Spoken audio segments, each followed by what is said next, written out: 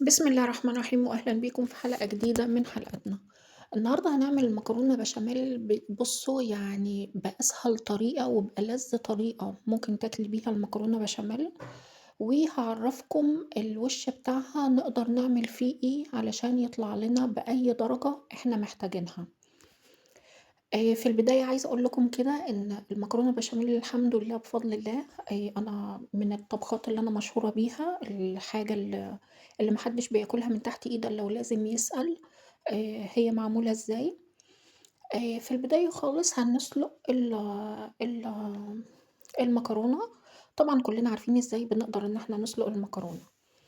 هاعوّدكم على طريقة تخلّيكم إن تجهيز المكرونة ما بياخدش في إيديكم ساعة، يعني ناس كتير جدًا بتطوّل في تجهيز المكرونة بشاميل، لأ أنا أقل يعني ساعة إلا ربع بالضبط باكون مخلّصاها، الحمد لله.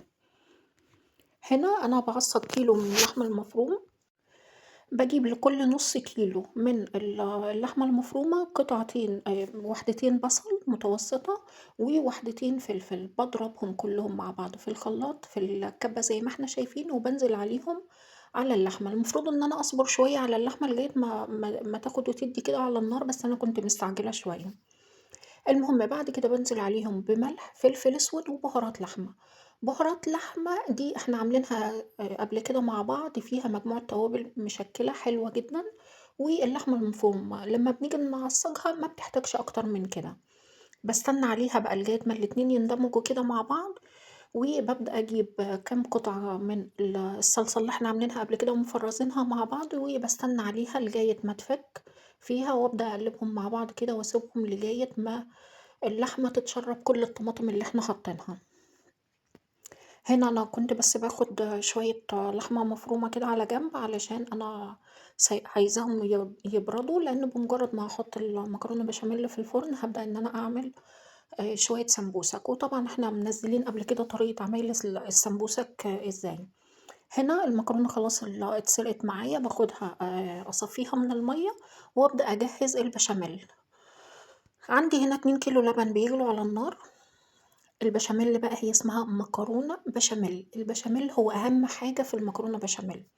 بابدأ هنا معلقتين زبدة مع معلقتين سمنة بلدي مع معلقتين سمنة على النار كده باسيّحهم، وبابدأ أنزل عليهم بكام يعني حوالي 3 أو 4 معالق من الدقيق كبار. أستنى كده لغاية ما يبدأوا إن هُم يعني آآ تحس إن هي بدأت تعمل شوية فقاعات كده من الجنب، نعرف إن الدقيق استوى مع السمنة. بعد كده هاخدهم وانزل بيهم على اللبن. أول ما بانزل بيهم على اللبن أبدأ كده بالمضرب اليدوي أقلّب فيهم، وناس كتير جدًا بتشتكي من إن البشاميل بيخرّز أو بيتقل معاها. هاقول لِك دلوقتي إزاي تخلّي البشاميل ما يخرّجش أو يتقل معاكِ. أول حاجة إن أنتِ لمّا تحطّي الدقيق على السمنة اللي أنتِ مسيّحاها، الدقيق ما يكونش متكتّل، ما يكونش عامل زي العجينة كده، لازم يكون سايب وسط السمنة. تاني حاجة إن أنتِ لمّا تحطّيه على اللبن، إيدِك فيه بالمضرب اليدوي على طول، بعد كده بنحط ذرّة بسيطة خالص جدًا من الملح شوية فلفل أسمر. كيس خلطة البشاميل ده أنا من الناس اللي ما باحبش أستخدم الأكياس الجاهزة في أي أكل أنا باستخدمه، بس من الحاجات اللي أنا باحب أستخدمها هو كيس خلطة البشاميل. أنا باخد بس باعزّز طعم البشاميل شوية، لإن هي اسمها مكرونة بشاميل، فالبشاميل ده هو أهم حاجة في المكرونة بشاميل. أول ما يبدأ إن هو يعمل فقاعات كده، يبقى كده البشاميل أصبح جاهز معانا، بتسيبيه يقلب بالشكل ده لمدة حوالي 3، 4 دقايق كده. عندي هنا دي الحلة اللي أنا كنت سالقة فيها المكرونة، مش باغسلها دلوقتي، باسيبها لغاية ما باجيب المكرونة أحطها فيه تاني، وأبدأ أجيب بشاميل وأحطه على المكرونة، أغمس المكرونة كلها بالبشاميل. مهم جدًا يا جماعة إن المكرونة تتغمّس أو تختلط بالبشاميل بالشكل اللي إحنا شايفينه ده، علشان تبقى juicy وتبقى طعمها يعني البشاميل يكون مختلط بكل المكرونة كده وتبقى juicy وإحنا بنقطّعها. هاخد أول طبقة أحطها في أرضية الصينية. من الحاجات بقى اللي بتخلّي صينية المكرونة بشاميل حلوة جدًا، إن إحنا بناخد شوية بشاميل ونبدأ نحطهم تاني على الوش كده. نبدأ نجيب اللحمة المفرومة ونحطها. بعد اللحمة المفرومة نجيب بقى جبنة موتزاريلا. الجبنة الموتزاريلا بُصّوا لمّا بتسيح في نُص المكرونة بشاميل بتخلّي طعمها لذيذ بشكل رهيب. في ناس بتحط الجبنة الموتزاريلا من على الوش، بس أنا ما انصحكوش إن أنتم تحطوها من على الوش، لمّا بتكون في النُص بتبقى أحلى بكتير جدًا.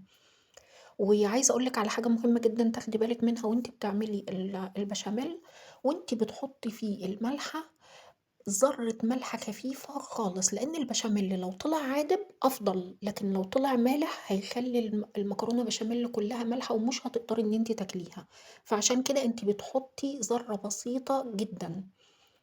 بعد كده بنحط باقي كمية المكرونة، ونبدأ إن إحنا نحط باقي كمية البشاميل من فوق من على الوش.